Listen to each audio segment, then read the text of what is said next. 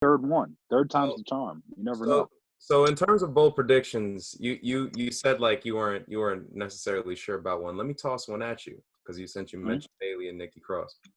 Imagine a world where Alexa Bliss is being convinced by the Fiend to attack Nikki Cross and cost her the match. It's not that far-fetched.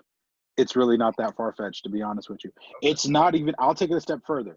It's not so much far-fetched if Nikki wins the title, because we've all said this before. Sasha and Bayley don't need that championship to continue this feud. It's deeper and more personal than the championship.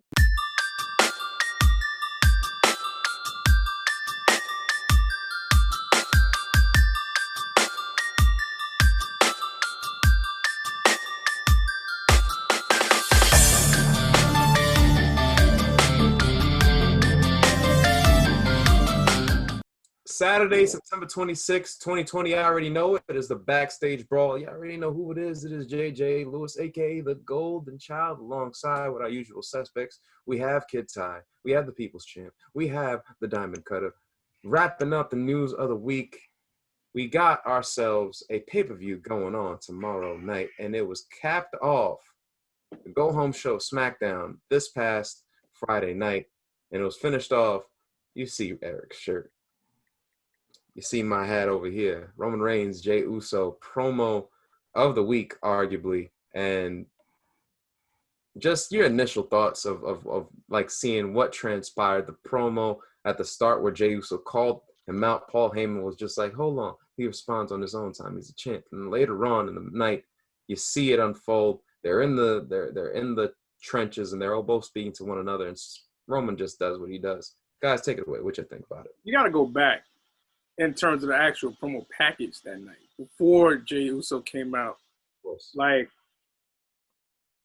and this is where WWE usually thrives and you know, at their best.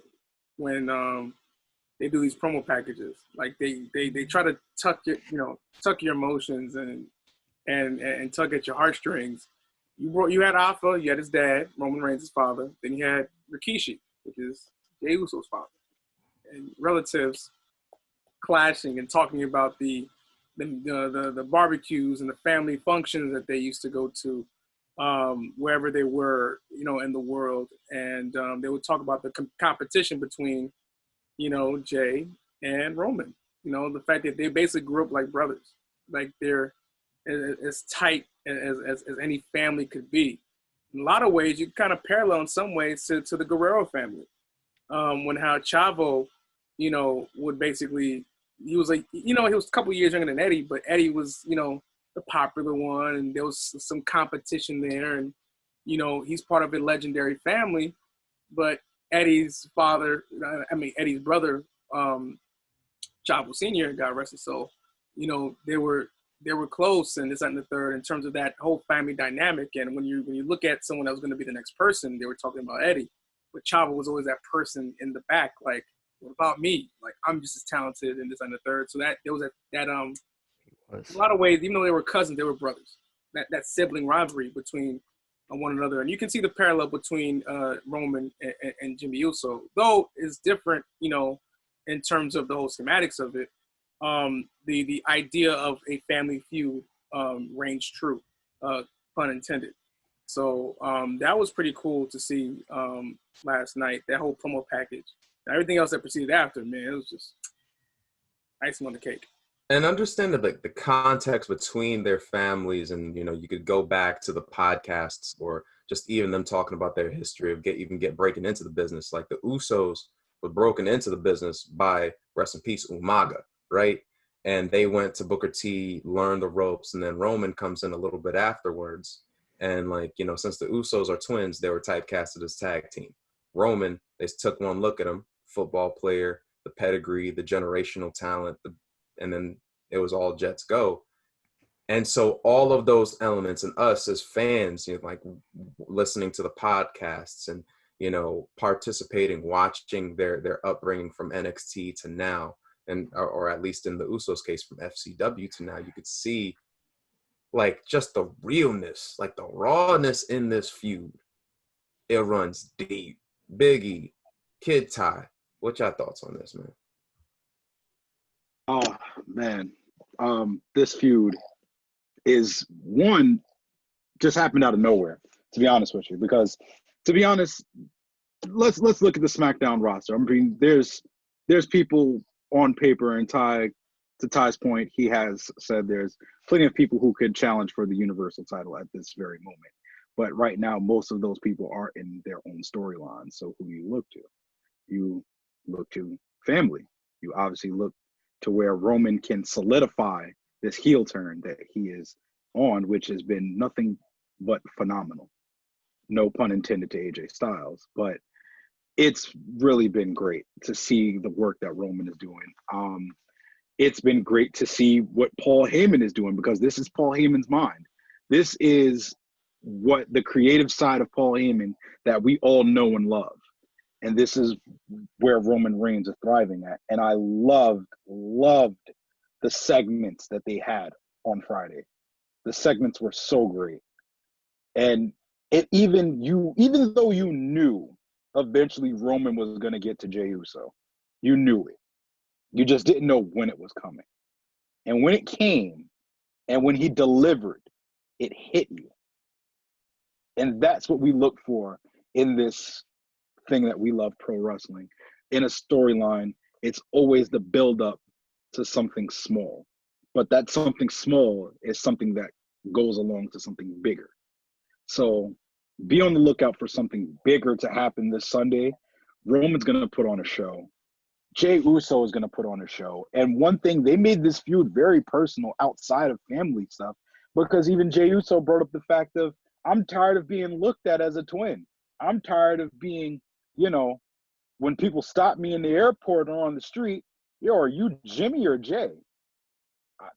I'm tired of it. I want to be my own man. I want, this championship. I want to go for it. And Roman's just telling him, listen, man, you ain't ready, son. Straight up. So I'm excited to see this match. Hope it's the main event.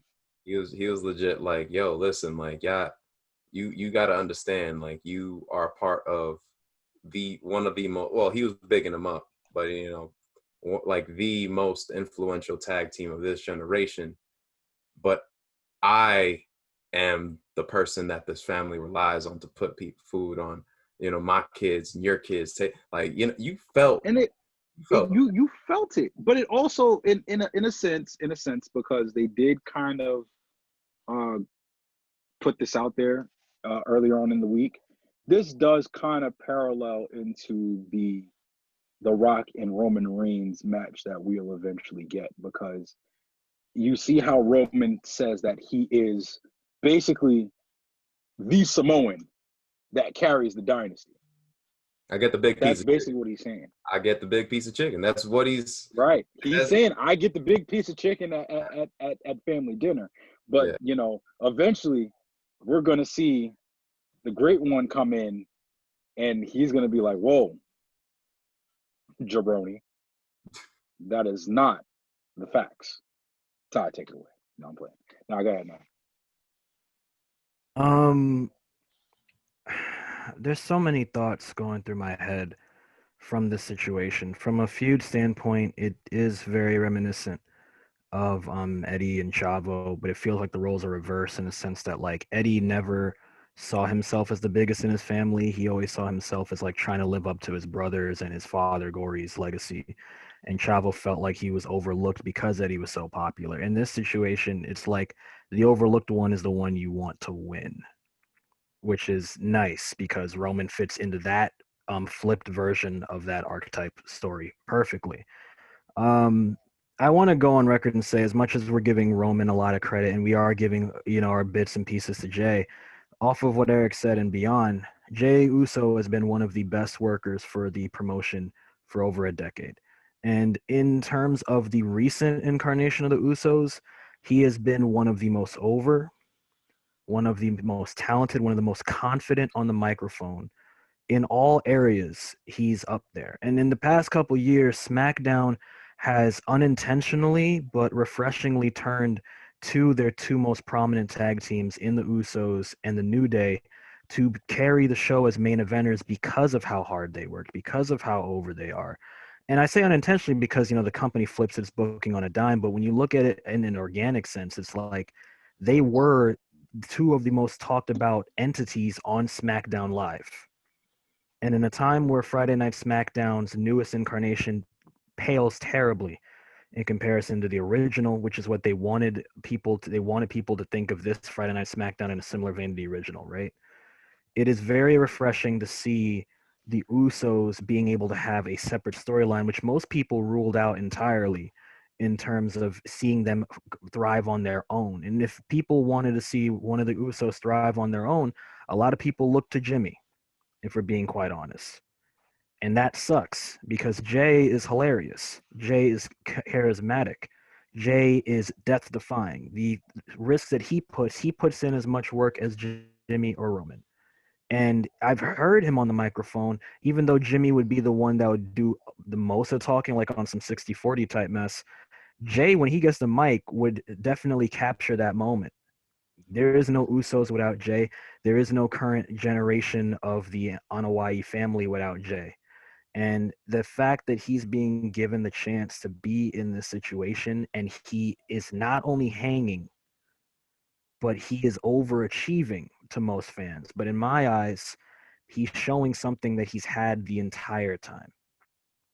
Yeah. And the fact that he's getting the opportunity to do this at a pay-per-view, if it's a one and done, then there's no doubt in anyone's mind that Jey had the potential to do it. If it's not, and the company recognizes him and rewards him for doing so, and we see a different version of the Usos, because Jimmy's going to have to get involved in this too. We're talking about The Rock, but Jimmy's going to have to come back and deal with this too. I would love to see where the Usos go, especially when you consider how the dynamics change for the New Day as a trio. As a duo, what do the Usos do now that they don't have to necessarily be stuck in the tag division all the time? That's very reminiscent of the old SmackDowns when you'd see feuds of people you didn't think can be in these situations, it immediately drew your interest. Like in the Attitude Era, you were used to seeing certain names and you could expect certain names at the top. But Ruthless Aggression thrived on taking chances and pushing the button and giving you different matchups you didn't think you wanted to see. And I think that is something that's really awesome for the current version of SmackDown, especially after the Friday Night SmackDown Part 2 has had a very bumpy and weird road of getting people interested in the product again. So I'm going to give all the credit in the world to Jey because, the entire podcast, it's been doing it for Roman for the past couple of weeks, but I think Jey deserves his goddamn flowers. And that's very much apropos because like we were on the chat and like, we were making note of like Roman, but like you see the picture, like the still photo that WWE took. Jey Uso sold that moment. If you just looked at if you like zeroed in and you like, I was just about to say that. Looked at his face, it told you everything that you needed to know about the story. We've made note of the fact that, all Samoans know how to sell, they know how to work, and they know how to kind of tell a story. And then when you add in the element of family, you ain't gonna do a better feud other than with family. And that's what you see, your Bret Hart and Owen Hart. And it kind of, not to cut you off, but it kind of correlates back to that whole, we were talking about heels versus heels and different dynamics that most wrestling fans are not used to seeing, and they automatically rule out as like, you can't do this. And in a time when we're watching this sport and we are looking for something fresh, we're constantly complaining about predictability. Exploring a lot of these themes, splitting up tag teams, taking a chance and actually making them productive splits, heel versus heels. Who would have thought no one would have thought Jey would have been in this position ever. That's how unanimous like people feel when it comes to brothers being teams, especially twins. That is not easy. Like you have to give the man credit for that, especially when people made the argument that his brother was the more charismatic one of the two. So I hope they do explore more of these themes and they tread carefully because it's still WWE, but I want to see pro wrestling do a lot more of that in general. Maybe you see more Jannettis going over the expected Shawn Michaels. Maybe you see more dynamics that people immediately went, no way. It's like, because every concept is good on paper if you execute it right. Yeah, absolutely. And, if nothing else, we could look back no further than little points in the year where you could see the triple threats at WrestleMania, the contendership matches where you're just like, is that Jey Uso? Oh, we know he's not gonna win, right? He's not gonna win, right? Holy shit, he won. So like it's a nice refreshing thing. I will say on the count of Roman before we do move on, although the next topic does have something to do with him. I will say, me and Ty, you and I, we both have had our discussions. Randy has been a part of it as well, and Eric, you may have been in some semblance. You may have heard these semblances of just comparing as to what Roman Reigns is, his archetype. Can he sell? Can he wrestle? Can he speak on the mic? Can he do this, that, what have you?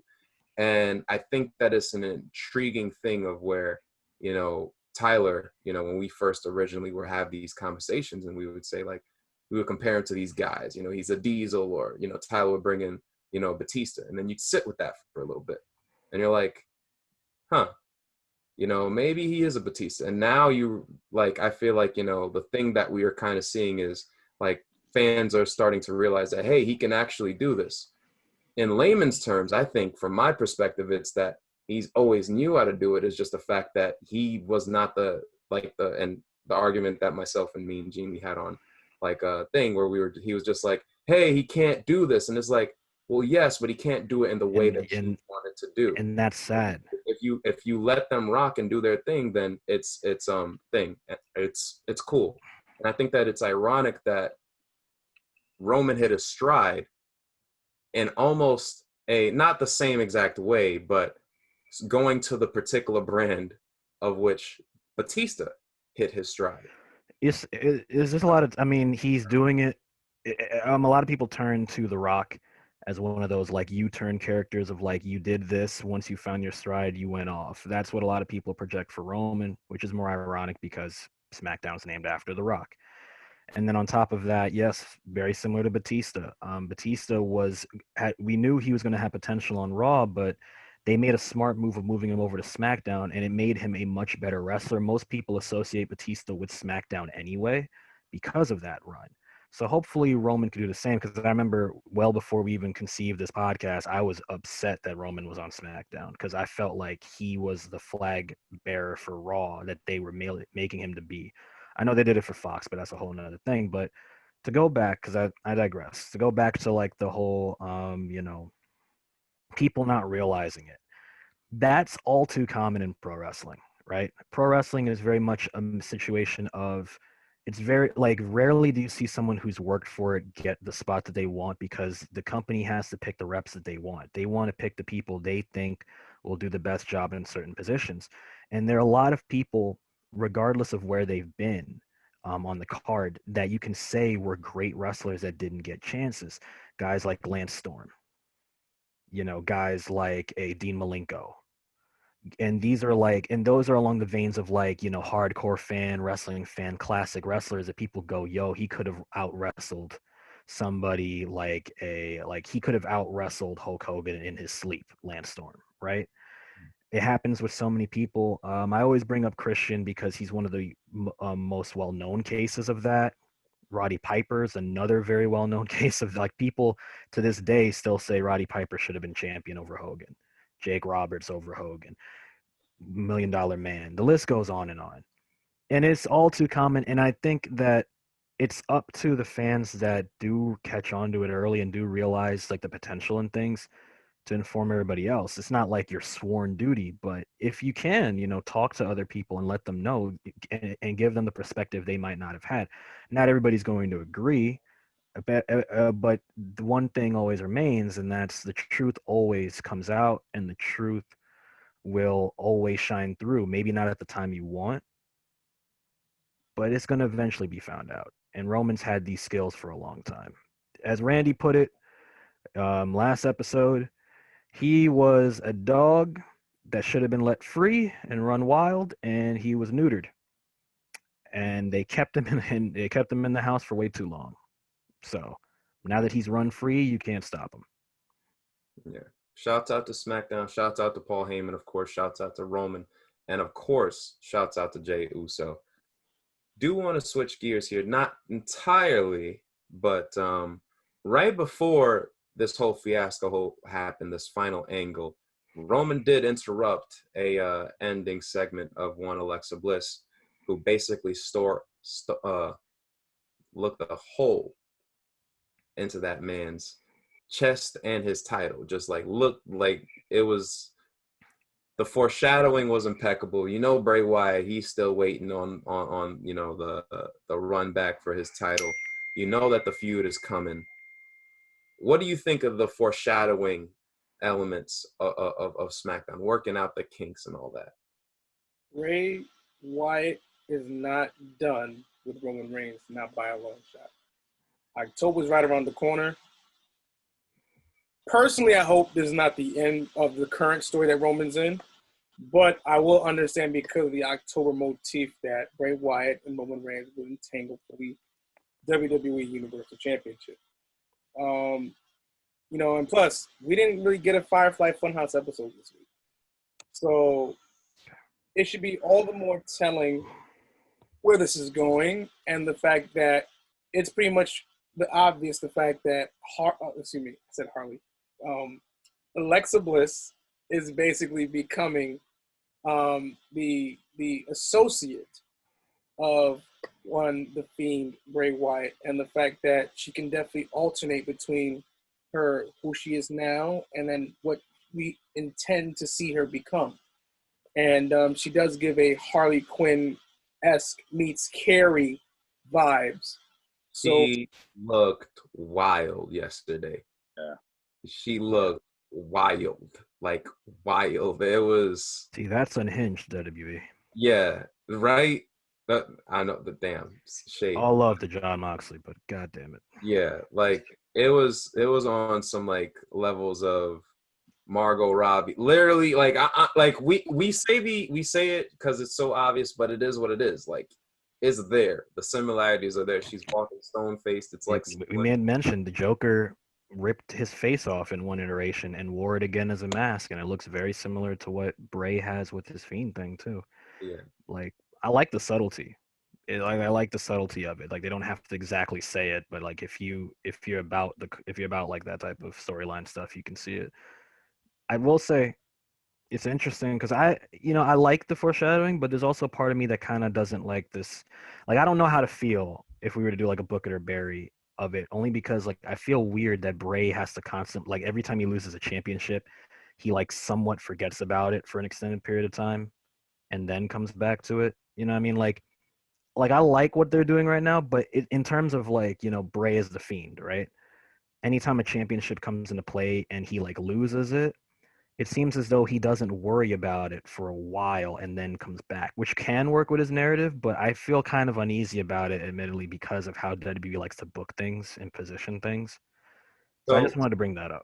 So with that applied, like, would you say, because, you know, based off of what you're saying, like, he forgets about it for a while, then he gets back to it. Would you prefer that he jumps right back to the feud? Like, say Roman Reigns just won the title yesterday, and next week Friday is SmackDown. Would you want it? Would you want the long I'm like looking back at you, but I'm still coming for this, like, for months on end, or would you want him to get right back into it? I like it to be I would like for there to be variety with it, like in like us, depending on how many Bray wins in his career, because he's a 2-time world champion right now. Mhm. If Bray, like in certain instances, I can be okay with him going straight into it. In certain instances, I could see like him wanting to deal with one thing first and then coming back to it, because it gives everybody some time to breathe and it helps with the long-term storytelling. I just think because of how, like, you know, Bray gets mismanaged a lot, regardless of his gimmick, it's like there's a higher chance that it could hurt him than help him. Like, conceptually, it can work very well. Like, Bray's like, oh, I haven't forgotten about you, but I have to deal with my Harley, as Randy's like kind of referring to. But it's just, that's it. Like, I'm okay with what they're doing right now, but I'm just saying, like, I wanted to bring up that sentiment because that's a fear of mine because it's happened enough times in the past. You know what I mean? True. I will say also, although it's not a fear, it's just like, Poor Braun Strowman. He's meanwhile, because as you mentioned, he was like, let me take care of something else first before it. Title down though. And Braun Strowman didn't even have to be taken care of. He just left. Why is he for the third podcast? Why is he on Raw? I don't listen. When did this happen? Who announced this? I don't know what they're trying to do, but it's like they have their own monster on Raw, and it's just like, okay, well, we're good. We got one big guy on Raw. Let's put another big guy with him. Like, he fits underground to a T, but could you have explained it first? Yeah. Why did he just show up? Even Mandy Rose got a trade, and she hasn't appeared yet. But Braun Strowman has showed up twice since Mandy Rose got traded. Well, I don't even think it's a real trade. I think it's just. But even still, open invite. I know, but even still, it's kind of a tough sell only because like Raw Underground is associated with what brand? Raw. So and then on top of that, what storyline does Braun really have left to do on Smack? Like, even with his Universal title run, up until he met Bray, his SmackDown run as a whole was pretty uneventful. Like, by the stats, he was IC and Universal Champion. That sounds like a career for some people, but nobody cared. It's. I didn't care. Yeah, I'm gonna be honest with you, but the before I get into the Braun Strowman thing, the whole Alexa Bliss thing, I'm enjoying the storyline. Again, it's a slow build. It's a slow build to something that we've been predicting here for months now. That's why I hope they don't rush it for Halloween. Yes, don't rush it. Don't rush it. Don't rush it. Please don't. I mean, if you're going to do something, let it be at Hell in a Cell. Let it be at Hell in a Cell. If you do end up doing something between the three of them, between Roman, Bray, and Alexa, but don't for the next few weeks. Don't make it so obvious. Yeah, like have Bray attack Roman, like what he did with the hologram thing with Dean. Well, not exactly like that. But I mean, like in the same vein of like, if Roman got a big win, yeah, you'll wreck him and leave, and then and all that, and Bray come out, mandible claw, you're not supposed to put your hand in the dog's mouth and all that. Or you could have Alexis come out and do it. Alexa. True. No. Here's the thing. Here's what happens. Alexa's the decoy, and he's like, "What you doing?" When for some reason his teeth is out because he just got to advertise his teeth. What you doing? What's your fine ass doing out here? Yeah, and he looks, and she just like turns sideways. It's like, oh no, that's AJ Lee vibes. You're gonna kill me with that. Turn around, and then he turns around, and then you see Bray. They have to get the camera shot right on that one. Like they got to get it where we can't see. They will. WWE is really good at their camera shots. You hear that, Kevin Dunn? Or Mr. Ratburn? But the Braun Strowman thing, I agree with you guys. It's confusing because it's just 1 week, not even 1 week, probably 2-3 weeks ago, we see you, Universal Champion on one show. The next thing you know, you're showing up Raw Underground, beating people up for no reason. You hear that? WWE do better with Snitsky. Because that's what he looks like. He looks like a bigger, bulker Snitsky. Kane, man. I've always said he reminds me of Snitsky. This isn't me. He cut his hair. It's Kane. Come on. No, it's not Kane. He's always looked like Snitsky. Even when Snitsky had hair, he looked like Snitsky. Let's give some other things as flowers. So we got Otis and Miz. You did mention Booker Berry. Let's run through it real quick. Booker Berry. This whole Miz and Morrison, Otis and Tucker feud. There's the restraining order situation. Now it's seeming like it seems like they're gonna work it into a storyline where they're gonna have a match with the Money in the Bank briefcase on the line. What are you guys thinking of it? Are you booking or burying it? I have to book it because of the fact that, like, it's obvious that with Roman as champion, you're not gonna do anything with Otis, at least not yet. So it's a feel-good story for the fact that he had a great first half of the year, but Miz or Morrison would need to do something with it. If I'm a betting man, they're probably going to do like a handicap match so that he's at an unfair advantage, and then Morrison ends up winning it. Because remember, Morrison did not come back just to be Mrs. Lackey, so he came back to win championships. Who better to put in that position than John Morrison? And he's been in the shadows in a sense since losing the tag team titles, and he's with this hunky dory story, which you know, in all sense of purposes, has been entertaining. But at the same time, it has to have a selling point. You have to sell me on something. On where's the payoff on it, you know? So in that regard, I would see that it would basically lead to them taking the Money in the Bank from Otis. Big E, Booker Barry, brother. I'm gonna have to agree with Randy, but I'm gonna go with burying it only because I right now I don't see the payoff with it. I don't see anything going with this storyline, and not only that, yeah, if Miz and Morrison do get possession of the briefcase, like we all can agree, I don't think anyone's taking that off of Roman anytime soon. You have a better chance of going to Raw and cashing in. That's the better option. Now, if they do go that route, then yeah, definitely I'll book it. I'll definitely book it if they go the route of they'll take it off of Drew, or if Drew drops it to whomever, that somebody comes and cashes in. But as far as SmackDown goes, Roman has to take a clean loss whenever that happens. But it's not going to be by hook or by crook via Money in the Bank briefcase. Booker Barry, brother. Kid Ty, what you say, man? Otis with that briefcase. I actually like this. This storyline is right up Miz and Morrison's alley. Like, if you couldn't find two better people to work with Miz and Morrison in terms of what they bring to the table. Miz and Morrison are a very entertaining tag team. They need something to do. They don't have a clear-cut road for WrestleMania that we can see right now. And this storyline can be the catalyst for them breaking up in the first place. Just how over the top and goofy it is, I could easily see Miz getting pissed off and saying, you know what, I'm tired of this shit. I used to be a main eventer. I'm one of the greatest IC champions of all time. This is a waste of my time and my talent. And he made mentions of this in the Big E thing, that he's constantly looking to make the best of opportunities that he has and how he's felt he's been held down. So it's kind of been foreshadowed in a sense anyway, if WWE is smart enough to get that footage for the video package. So for me, I don't think it's a bad thing that they're here. I know that because of what we expected out of John Morrison off the bat, a lot of people want the push to come sooner rather than later. But I think that this is a good avenue to go by to cruise down the road to WrestleMania. So I'm going to say book it, and I agree with Randy.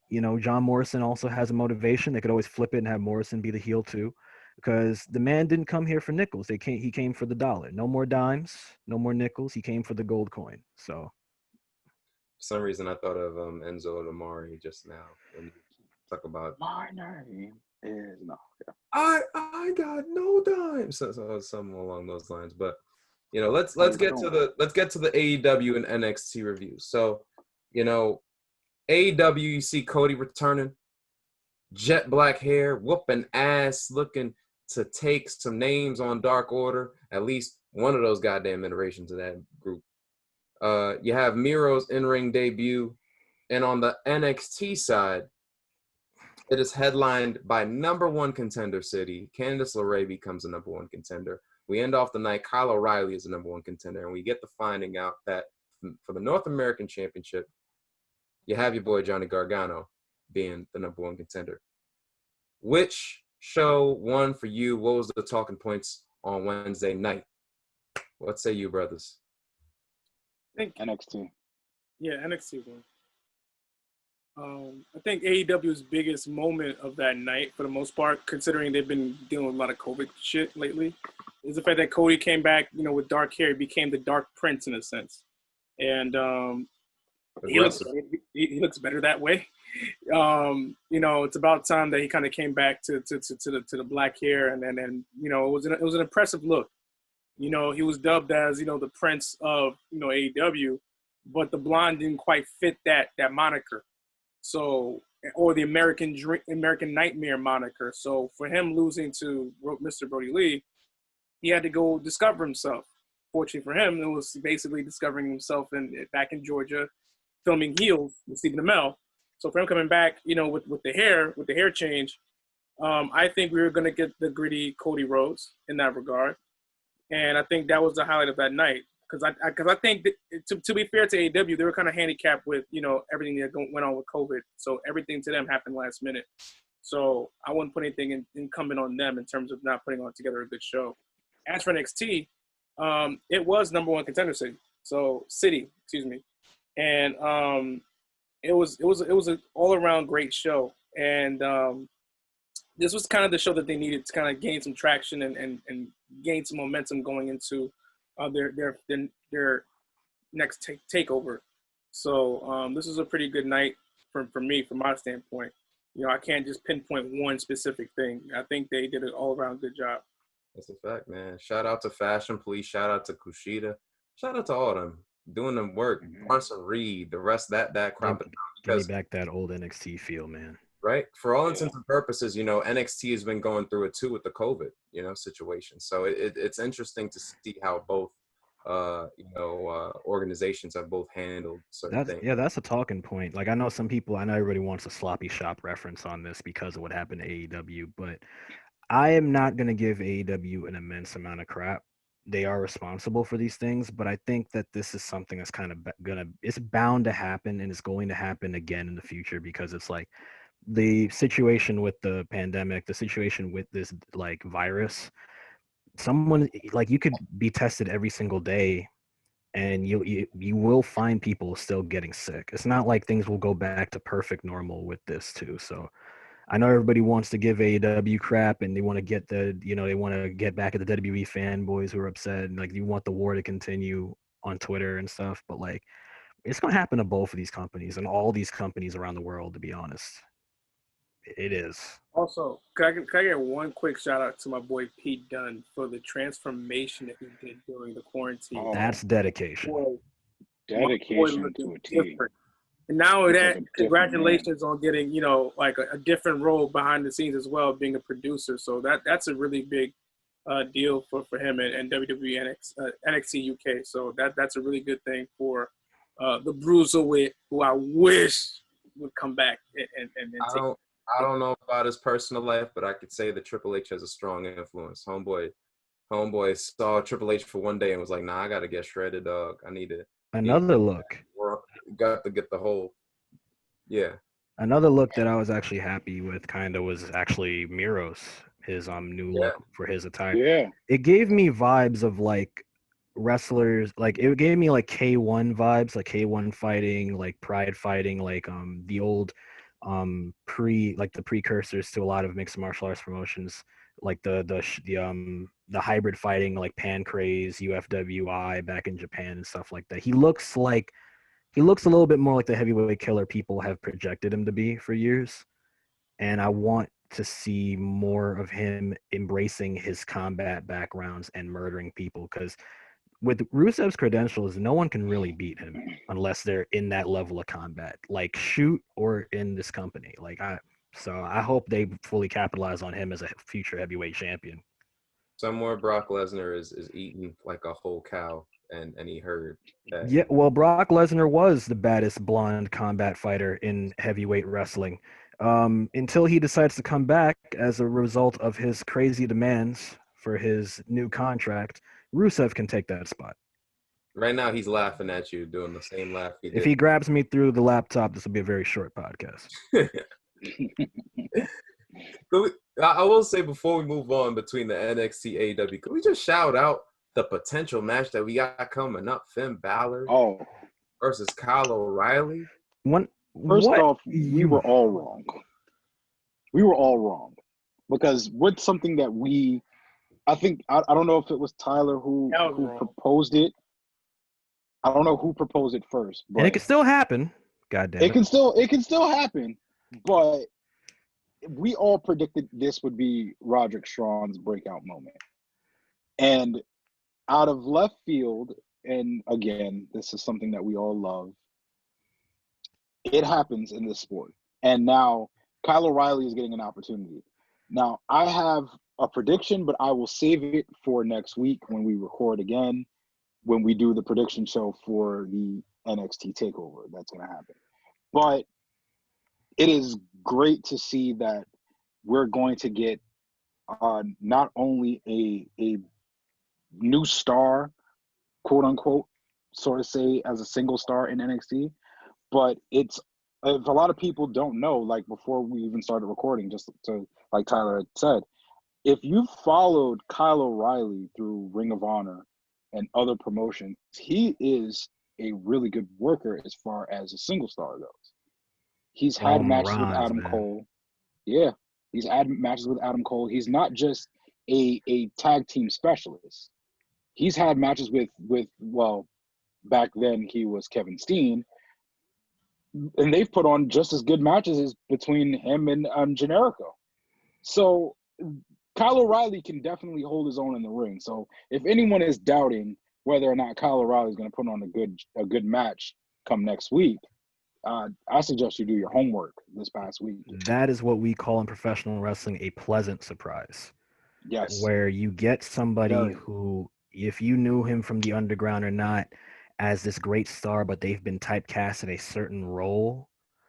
Similar to the Jey Uso thing, for people who've only watched WWE, you probably only know Kyle O'Reilly in a very limited sense as a singles competitor, which is why I said, Eric, you stole my rhymes and I love you. But this is I'm excited because Kyle O'Reilly, one of the things that I was hoping for him is like, I like his style. I like the way he can do things, but sometimes I felt like he would go into overkill mode when he was in the independents. And since coming to NXT, he's had some of my favorite performances of the modern era of NXT. And for me, him being over and like the fans love this guy. You see the air guitar gifts. Like he's really found himself as a character in NXT on top of his ability. He's in one of the most beloved tag teams in recent WWE history. And on top of all of that, it is unexpected and refreshing, and it actually answers some questions that we were wondering, what is Finn Balor going to do? How this ties into the Undisputed Era possibly breaking up down the road, I don't know. I still want Roderick Strong to get his due. Don't get me wrong, but I gave an archetype.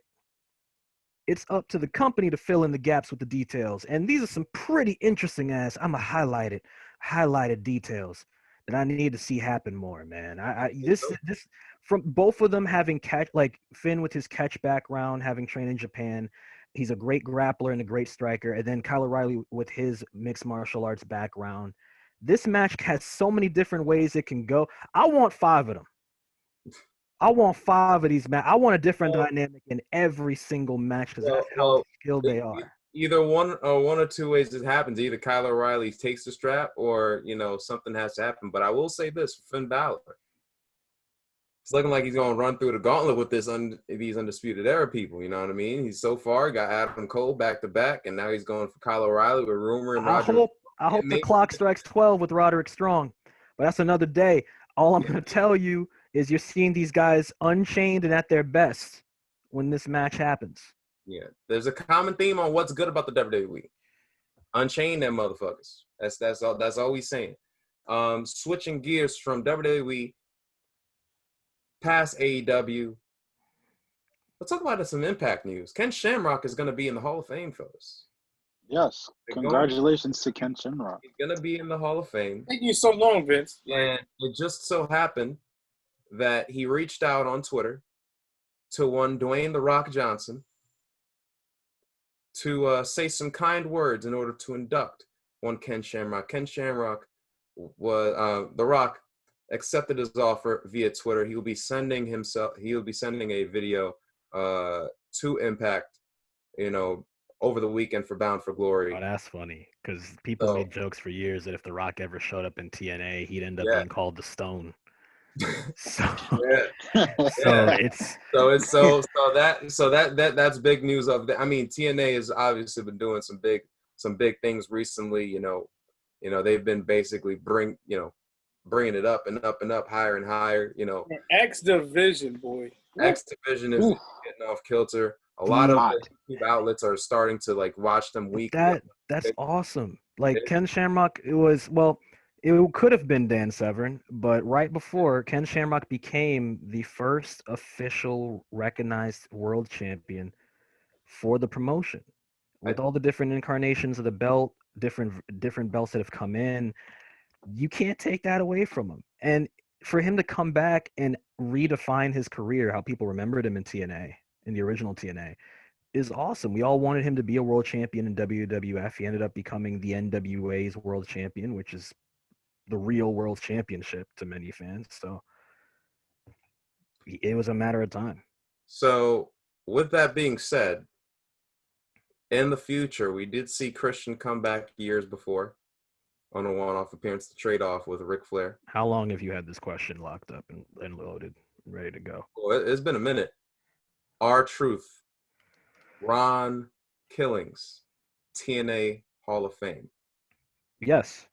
Yes, I agree. I think How we gonna get it done? No. I know, but how long in the future, if we had to guess? Because again, WWE, we seen them, part Heath Slater off in the proper send off, but he can't use the word Slater, so he's just Heath now. So they've been petty, but they've also been like very, Yeah, we've seen them recently, not to cut you off, but like they've gone to Impact for footage for some of their specials on the network. They've had relations with Impact in the past. We remember the Christian Ric Flair swap back in 2012. I think it's very possible. And to be honest, it's like if I were WWE, I wouldn't be. I know they're going to be, but I wouldn't be that petty because Impact's not a threat to you anymore.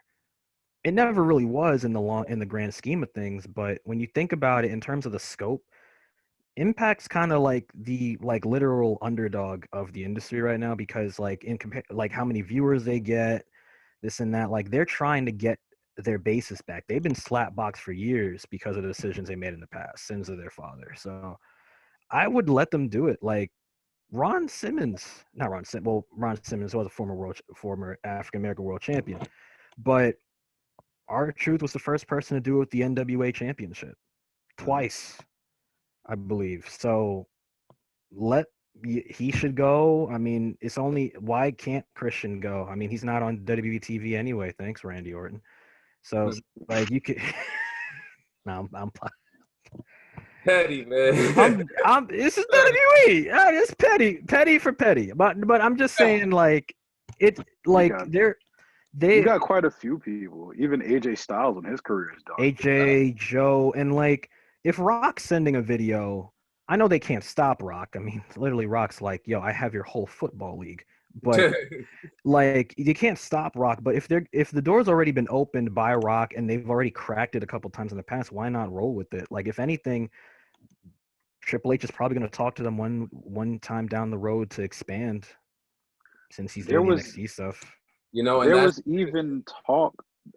Sorry to cut you off. There was even talk of, at one point in time, a few years back, of them buying their library to put on the WWE Network, which is even more ironic because they're already showing Drew Galloway and Ricochet and all the other guys from all these other independent promotions. Impact is basically at that level of being an independent promotion that happens to be on TV. That was his moniker years ago because those were the stars of the independents. But now it's literally on the level of an independent in terms of its scope compared to what it was before. So you might as well, why not get more footage for Drew? Dude won the world championship over there. For Lashley, for archival footage for Christian, for Joe, MVP. for Style, for MVP. We can't put the time he said nigga on the DVD. We can't do that. But they can show Chris Benoit on the WWE Network. They can show MVP saying nigga. That's not the theme of this podcast. I don't care. The point Look being, at our skin tone. Goddamn energy. The point being is that there's so many more benefits of working with Impact, especially when so many free agents are just jumping everywhere, and they have people like you said, Heath Slater, the current champion, Deonna Purrazzo. Worked with them before, and she was disgruntled, left, and owned. We love you, but you might as well take advantage of it. Yeah, definitely take advantage of it. I think it'll be funny to see down the line if they do have a healthy relationship, because all the people who were disgruntled and left, not happy and comfortable and left, but disgruntled, the Gallows and Anderson thing, they're gonna be like, we just left your ass, man. Leave us alone. Which would make for a great Impact versus NXT storyline. Gallows and Anderson have been taking so many shots at WWE. It's hilarious. And we can use it for footage. Oh, Uncle Alan. So that's where, do you want to be petty or do you want to make money? Do you want to make money? I want realism, goddammit. That's what makes it interesting. Exactly. Closing off the show, Clash of Champions, of course, you already know. It is this Sunday. I don't want the match-by-match predictions. We could talk about that till cows come home. We want to know What's your boldest prediction for this particular event? Just one. Each one. Hit Dynamite, Diamond Cutter. You guys each have one.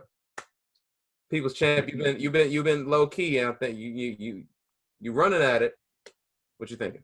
I mean, don't be surprised. Like, all right, everybody's been talking about the obvious between, the one of the best, more rumored matches of the card, the main event, obviously.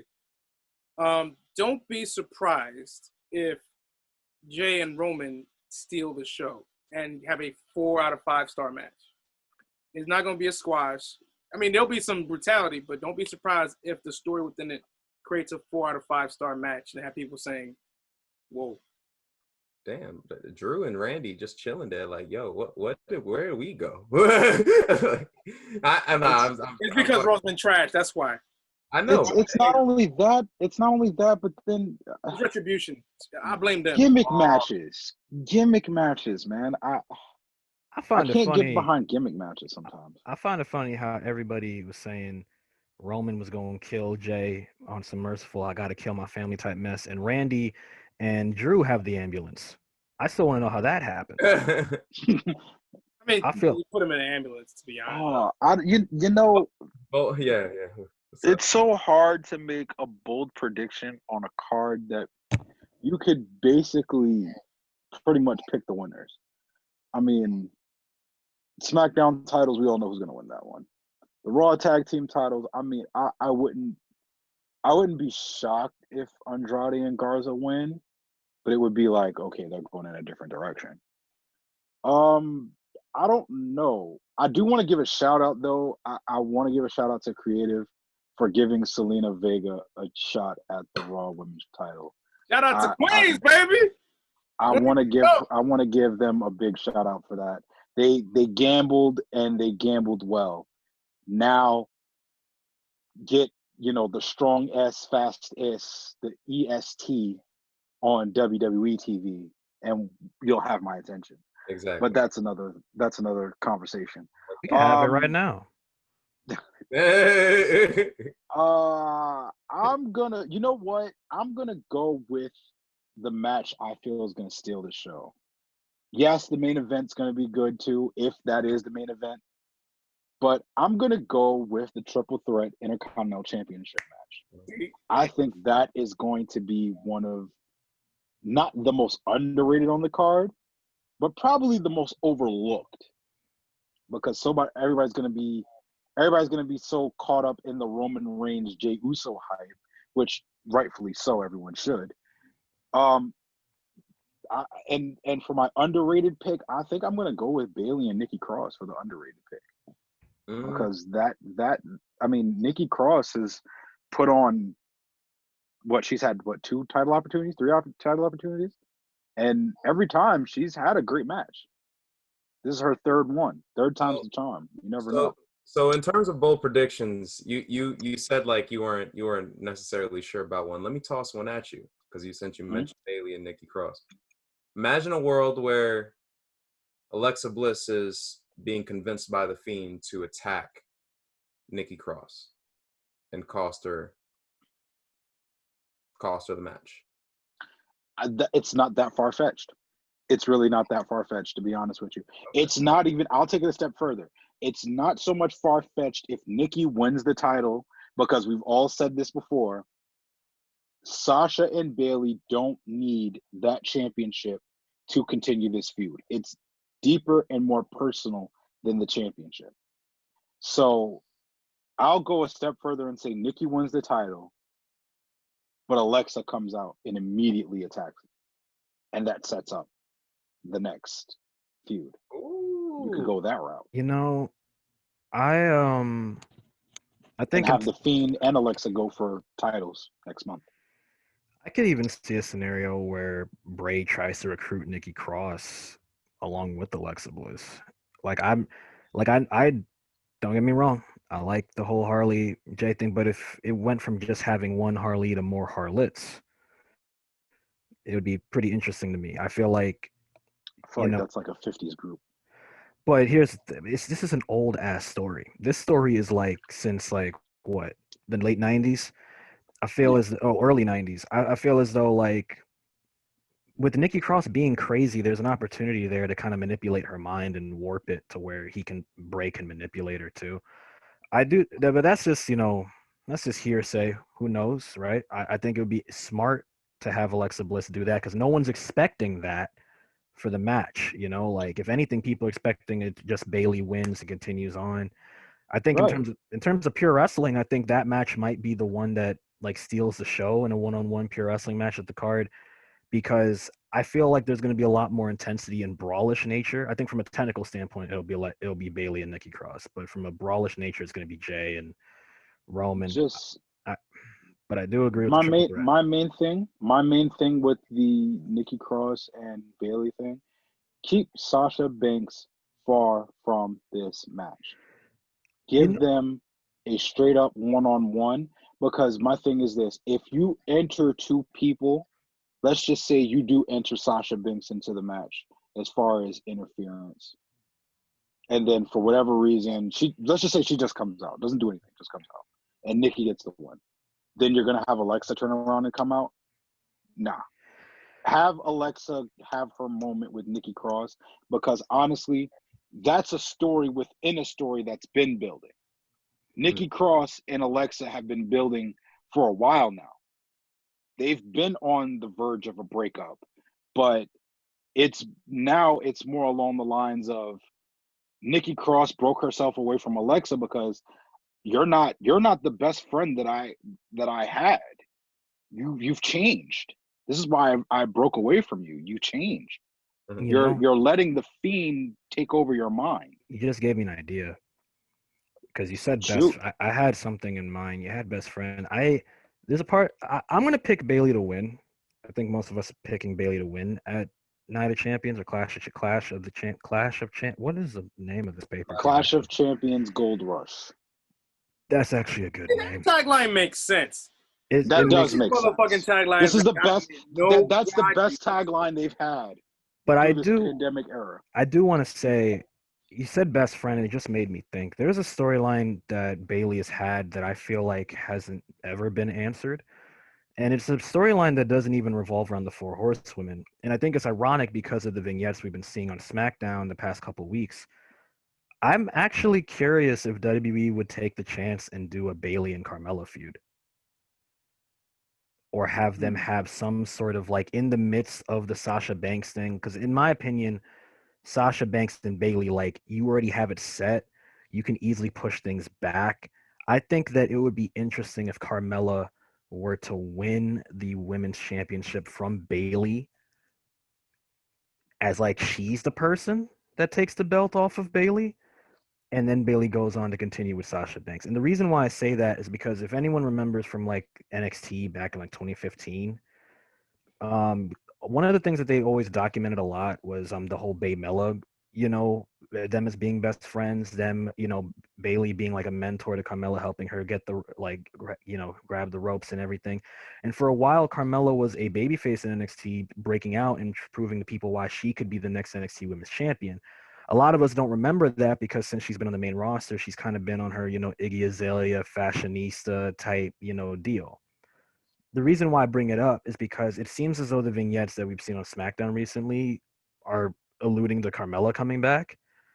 And I think what better way for Carmella to make an impact than to win the championship from Bayley while Bayley's as distracted as she is with Sasha Banks and calling out Nikki Cross and all this other stuff, right?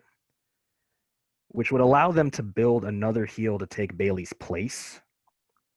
And on top of that, that gives Carmella the chance to kind of show people why she had a lot of potential a couple years ago. Because it feels like it was 5 years ago that Carmella was the women's champion for SmackDown, but it actually wasn't. Ever since the R-Truth stuff, Carmella's been in a funk of like, what do you actually do with her? So to make her relevant, I don't know. That's just something I've been thinking about. I think it'd be a cool kind of storyline point no one would see coming, but it makes a lot of sense. I'm picking up what you're putting down. I really am. I'm picking up what you're putting down. Maybe I'd have to see it to see it unfold the way that you're selling it. Because I'm saying, like, if Bayley is so distracted but she gets confronted by Carmella, and Bailey's like, I don't really look. I know we have this, but I don't want to deal with this right now. You know what? This and that. People's champ. Let's get. First off, we don't even know if it's Carmella. It might be somebody else. I mean, that's her body. Assuming that it is, let's get people's champion on this, because like for the past minute he's been given like a little look. I don't know. What you thinking about this? I don't see. I mean, it would be nice, but because of what they're gearing towards, I don't think that would be the best decision. I mean, I know it's to increase this, the diversity amongst women getting opportunities. I get that, but they're trying to make money. In the words of Dusty, where's the money? That's not gonna make you money. Like I don't know about that. You may think about it as an egalitarian, where people get their fair share of opportunities, and for Carmella coming back wouldn't mean a lot. You can put her in a championship-like feud when she comes back, but at the same time, like, I wouldn't have her win it either. I do think that if they're going to continue with the story, which they will, Bayley has to basically be strong as a champion. You have to continue the story with her being a very strong heel. And I don't see it happening where someone like Carmella coming back takes the title off of her. That's under the, pretense, for lack of a better term, that it's going to be a title feud, or that the title is going to be a major part of the next arc of the feud. Like I've been saying for a while that I think the championship doesn't have to be the focus of this feud. And I think there's enough bad blood there to warrant them.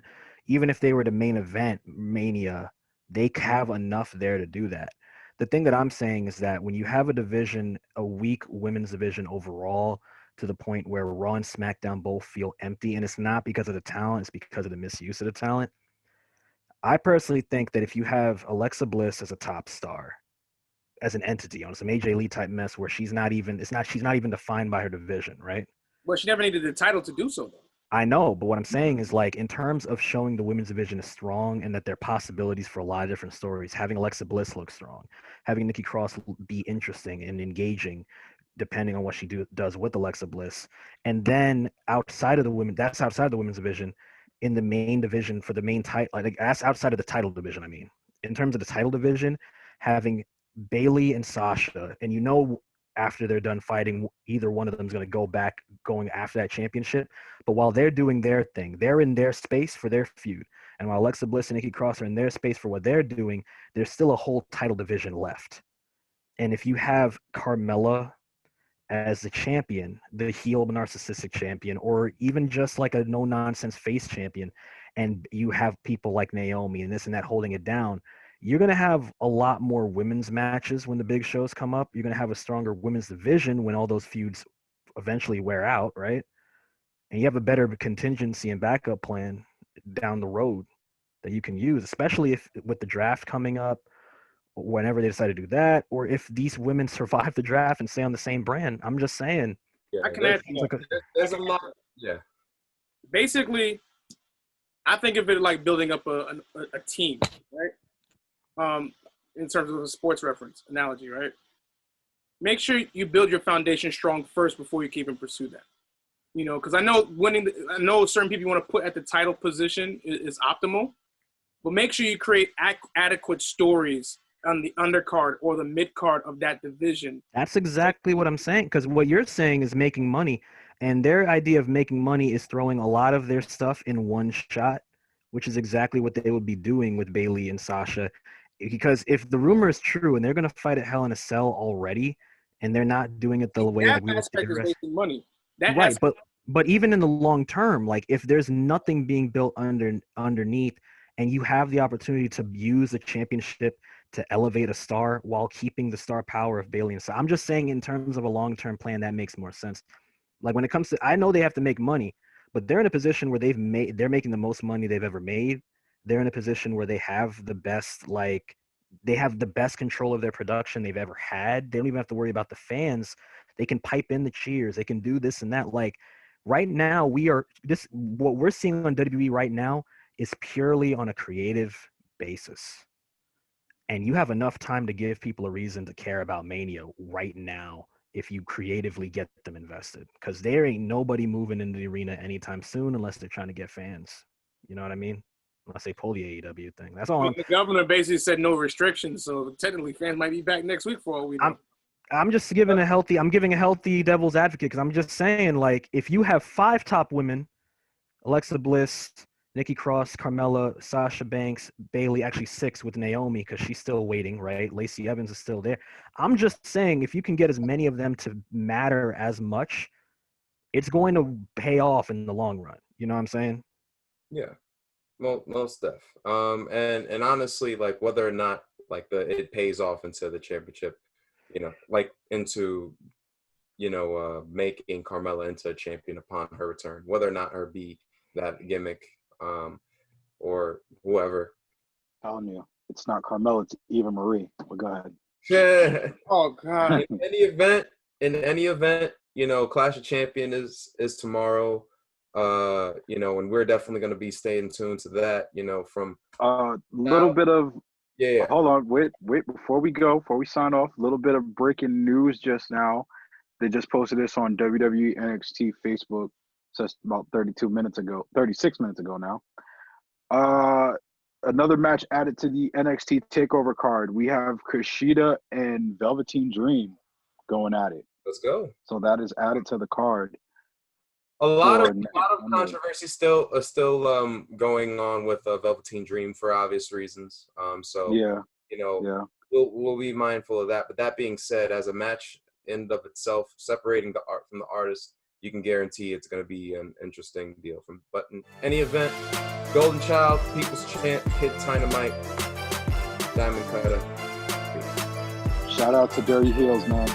Shout out to Dirty Heels. Dirty Heels and the Jobber Tears podcast. Shout out to you guys, man. Sure. Appreciate the love.